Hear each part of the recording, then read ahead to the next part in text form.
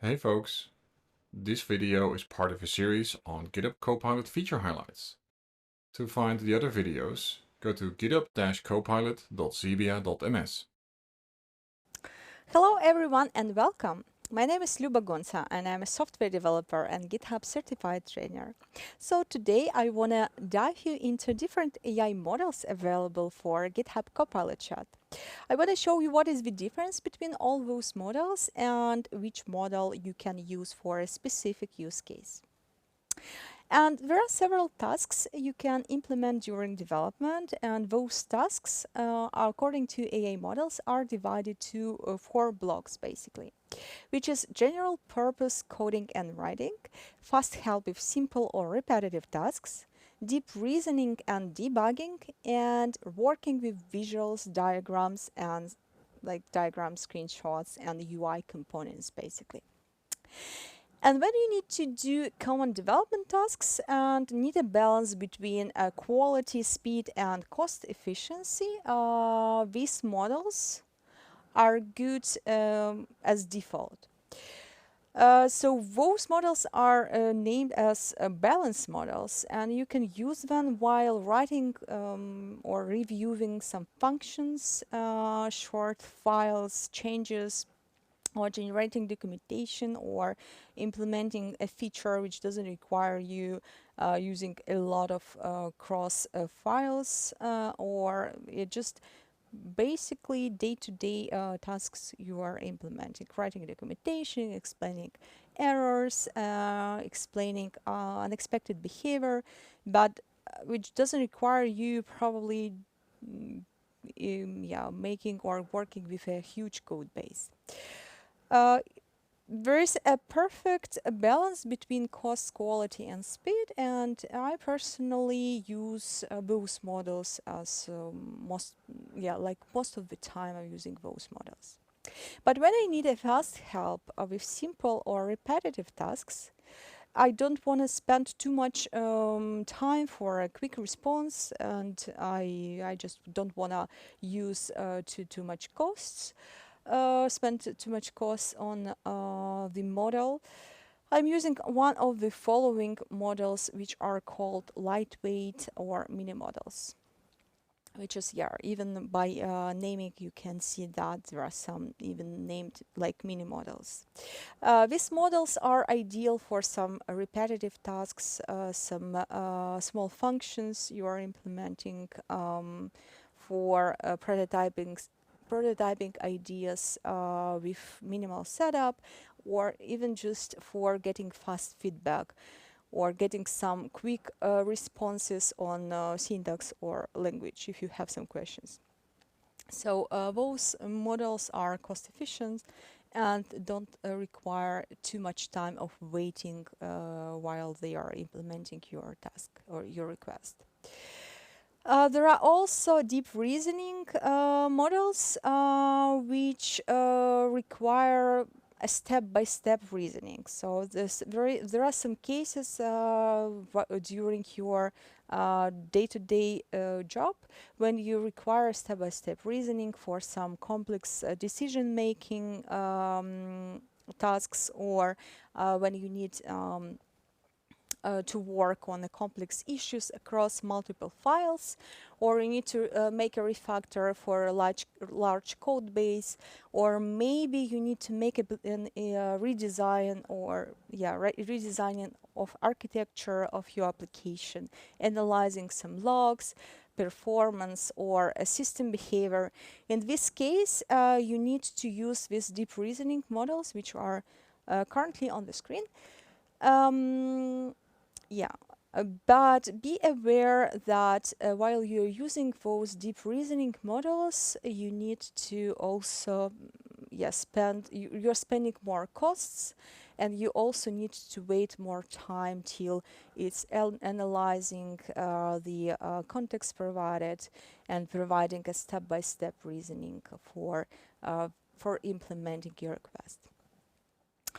There are some use cases when you need the model to understand UI components and some screenshots maybe, or some UI components behavior diagrams you need to provide sometimes. And for this specific case, you need to use GPT for Omni or Gemini 2.0 Flash.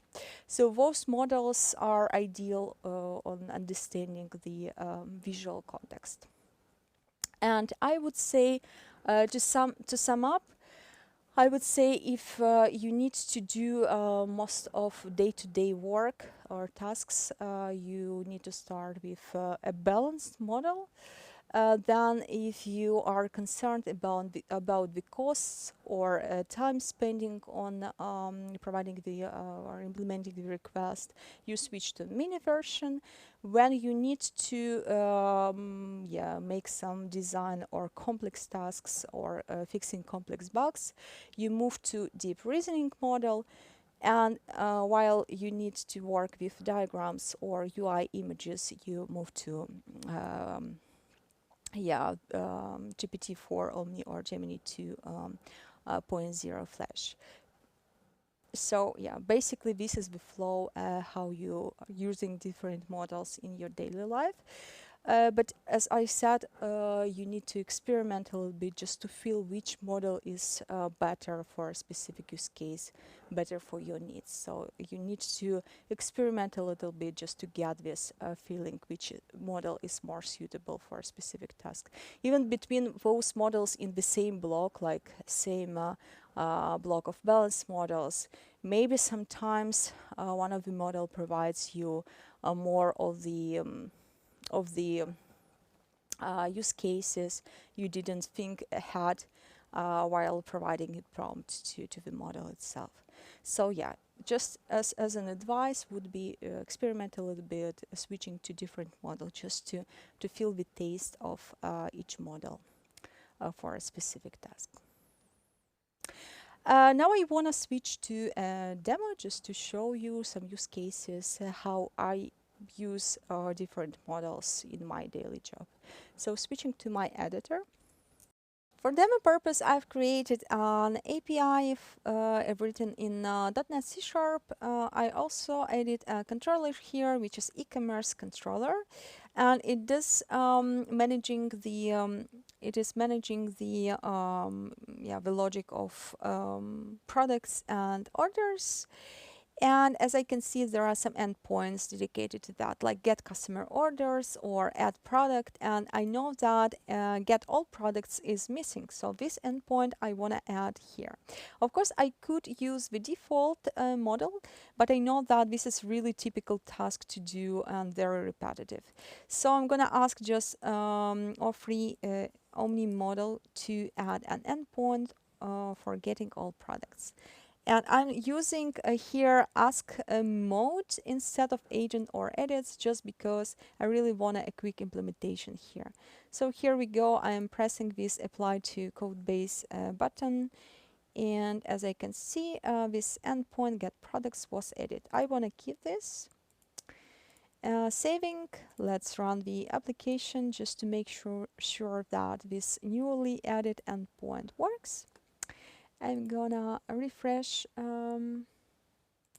get products, try out, execute, and here we go. Here is the response with my objects of all products I do have in my database.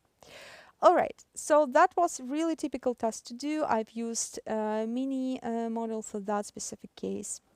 But what if I do have a requirement like flow diagram with calculating shipping costs, right? So I do have different delivery methods here, like standard, express, and international.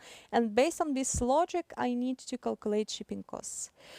What I'm going to do, I'm going to switch to another model which is better for understanding images and diagrams, which is, for example, GPT-4 Omni. I'm going to use that one. And what I'm going to do, I'm going to even switch to agent mode just to add this implementation on flight. And here I've also prepared a prompt for it. Just add an endpoint that calculates shipping costs based on the diagram logic.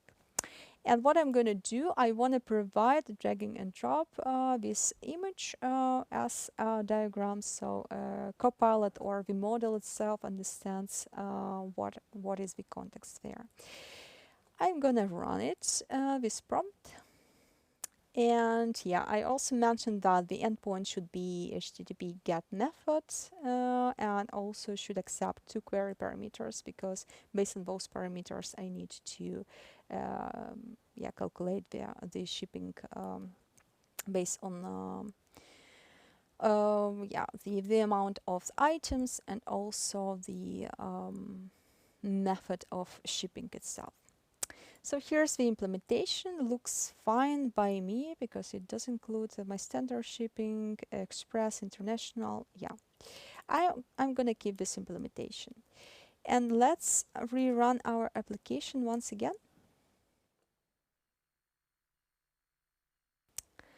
Switching to my Swagger. And here we go. Here's my method calculate shipping. I want to try it out.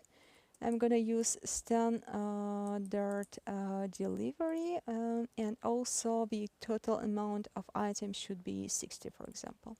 I'm executing it. Yeah, here we go. Shipping cost is 5, which is, yeah, according to our diagram, it should be fine. So I do have my order total more than 50 and shipping cost is 5.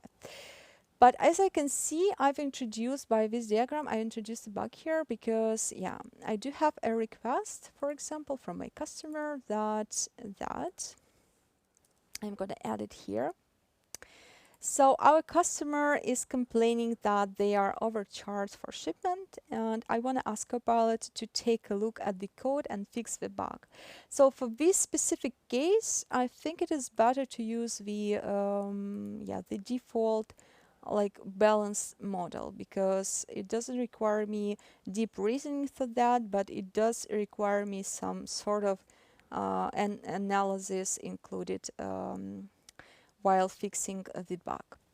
And I would say that probably it's better even to start a new chat for this reason. I'm going to start a new chat and using agent mode here, so it do make some pre-work before yeah, implementing my request. As I can see, the model could recognize that probably the bug is in standard shipping calculation, and it changed the logic that if the order total is more than 50 items, we do delivery for free. If less than 50, we are charging some cost from the customer. And I'm gonna keep this implementation. So it's good enough. As we could see, it analyzed a little bit the code base, and also I didn't mention anything about shipping method or something like that. By my request, the model could analyze enough that if customer is complaining of the charge, it is overcharged for shipment, that probably we need to switch this logic to charge, because if the amount of items is less than 50. All right, so for that one we used the balance model,